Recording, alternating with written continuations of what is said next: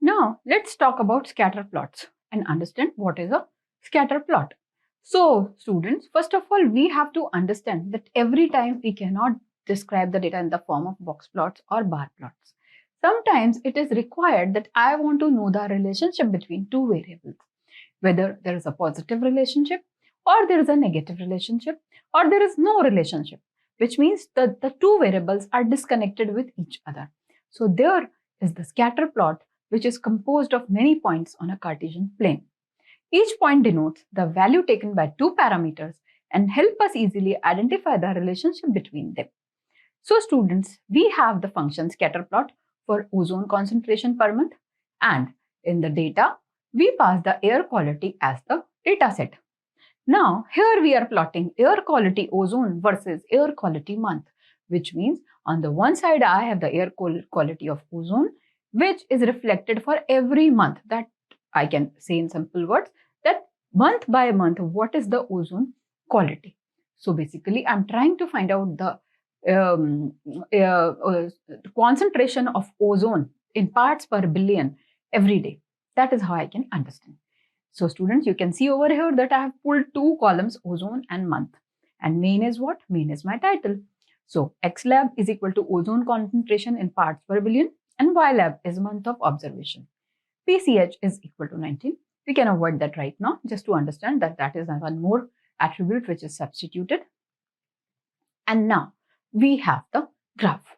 So you can see over here that on the x-axis, I have the ozone concentration in parts per billion. What is the ozone concentration in parts per billion?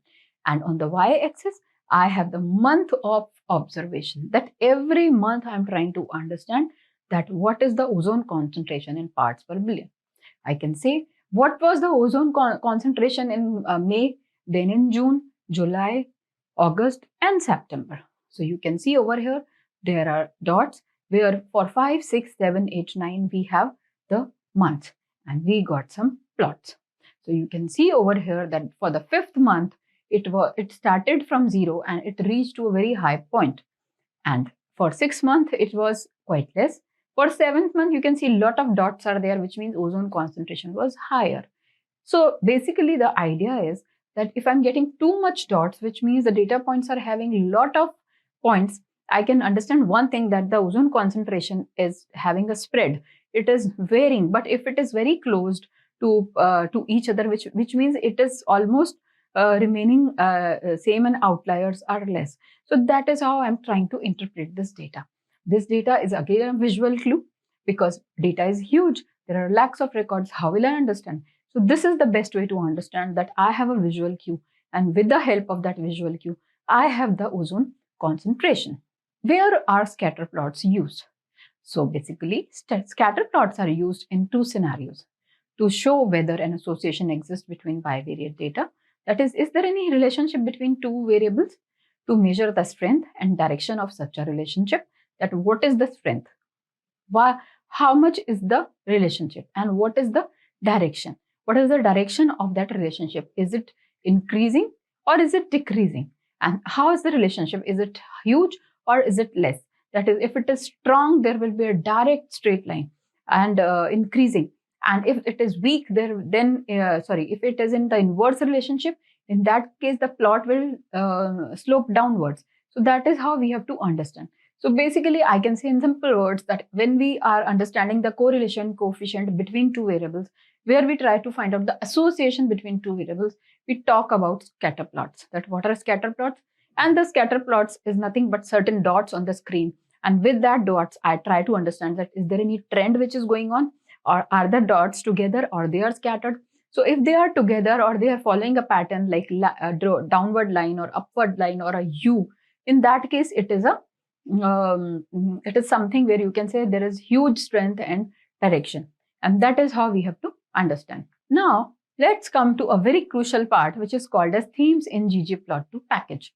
Now, students, we all have understood that how to plot a graph and how to have a lot of visual clues. So we have talked about the plot function, and we could understand that with the help of plot function, we can have the scatter plot, we had box plot. Then we had one more function which was very good, which was hist, where we were trying to make a histogram. Then bar plot was there. So that is how we have plotted certain graphs. But now let's talk about themes. That what is a theme? So students, if I say what is a theme, what comes to your mind? Mainly, theme is something where you are trying to add a function, or maybe you want to change the look and feel of a plot by changing some colors, background color, panel color, or maybe grid lines. So the GGplot2 package in our language has 8 built-in themes, which are very beautiful. To use these themes, we just need to add that theme function to the plot. So mainly, we have to add the theme function. But prior to that, we need to have a good knowledge of what is a theme function. So these functions change the look and feel of a plot by manipulating 3 key aspects of the plot. That are background color, panel background color, and grid lines. So mainly, they will change the look and feel of a plot by having a change in the 3 key aspects, which is the background color, panel, and the grid lines. How I go about it?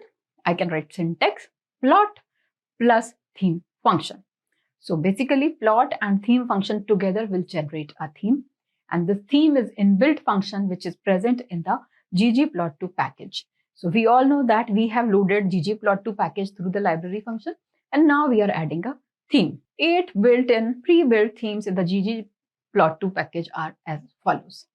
You can see over here, theme gray. So theme gray, it is quite understanding. This will create a gray background color and white grid lines with no borders. Then theme BW, I hope you understand. It will create a white background and gray grid lines with a black border. Theme line draw creates a white background color and black grid lines with a thick black border. Theme light creates a white background color and light gray grid lines with a light gray border. Theme dark creates a dark gray background color and gray grid lines with no borders. Theme minimal creates a white background color and has no grid lines with no borders. Theme classic creates a white background color and no grid lines. It only has black axis line. Theme void, it creates a white background with no borders, grid lines, or axis lines. So basically, the idea is that theme plus the style that you want to adopt in your reports and in your graphs, that you have to decide. But you have to understand that what is the particular function that you will use, and accordingly the style will come on the paper. So you can see theme void is something where there will be no border, no grid lines or axis. So this is totally as per your requirement, what kind of graph you want. Because sometimes we don't want to stamp on the paper and put numbers, or sometimes we don't want to create a lot of grids because that even disturbs our printouts and the display on the screen. So selection of a theme is a total choice of the user, that what kind of theme he is adopting for the particular display. Now let's talk about an example and understand how to use a theme. A simple bar plot with all 8 themes combined using the grid.arrange function of grid extra package. So students, now just try to understand the question that this is a simple bar plot. It has 8 themes which is combined using the grid arrange function. So the name of the function is grid arrange and the name of the package is grid extra. So grid extra package is there and grid arrange function is there, which is lying in the grid extra package. You can see over here, create sample set.seed 5642, that I'm calling the seed function, and then I'm creating my sample data with the help of data frame. Here you can see I have the list, I have the vector geek 1, geek 2, geek 3, geek 4 and geek 5, and the values are 31, 12, 15, 28 and 45. So mainly I've created my data frame. Now closely have a look of this code and you will understand what is happening over here. So the first line says that load GGplot2 package and grid extra. So what we are doing? We are loading 2 packages. The first one is GGplot2 package and the second one is grid extra package. I repeat, that I have used two library functions to load two packages. After that, I create bar plot using GGplot function. So here you can see that I am calling GGplot function, and within the GGplot function, I am passing sample data. Just remember sample data is my data frame. So I am passing sample data, comma, AES, and within the brackets name, comma, value, plus GOM underscore bar, where stat equals to identity. So you can see that I have set two layers where one is AES and the other one is GOM bar.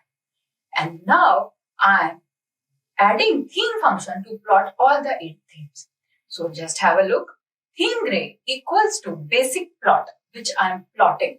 Basic plot is what? That is my plot, the raw plot, plus GG title within brackets theme gray. So that is what? That is my title plus theme gray function. So you can see over here that I have added basic plot plus title plus theme, and then I'm storing the entire thing into the theme gray variable. You can see how powerful is that variable theme gray, where I'm storing the plot plus the title plus the gray. Likewise, theme black and white is equal to basic plot plus GG title, theme black and white plus theme black and white. So you can see theme black and white BW is basically the title and theme BW is other function. Likewise, theme line draw is equal to basic plot plus GG title plus theme line draw. So like that, I have created 3 themes. Now, similarly, I can create theme light, theme dark, and theme minimal. So you can see over here that I'm just adding the title and the calling the function like theme minimal, theme dark, theme light, and then theme black and white and theme gray, and so on, whatever I want to use. So that is how I'm using it. You can see theme classic and theme void. Now, I want to arrange all the plots with different themes together. Now, suppose I want to arrange all the plots, which means I want to give all the graphs all together with different themes. Why? Because I want to see the output. So I am calling the function grid.arrange. And in the grid.arrange, I have passed the parameters theme gray, theme black and white, theme line draw, theme light, theme dark, theme minimal, theme classic, theme void. And n columns equal to number of columns. So that is how I have plotted my graph with the help of grid arrange.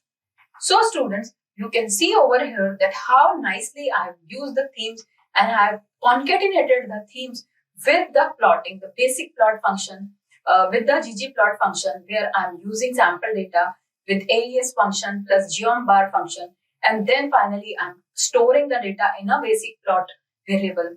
Likewise, I am storing the basic plot plus the theme into a themes variable like theme gray, theme black and white, theme line draw, theme light, theme dark, theme minimal, and finally I am plotting all the graphs on the screen. So students, this is all about themes of the GGplot2 package. I again repeat the same thing, that GGplot2 package is a huge package where you need to have a lot of practical experience on your own, and then you will be able to understand this library.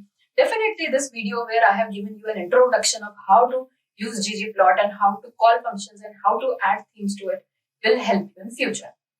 Stay tuned for my next lecture. Till then, thank you.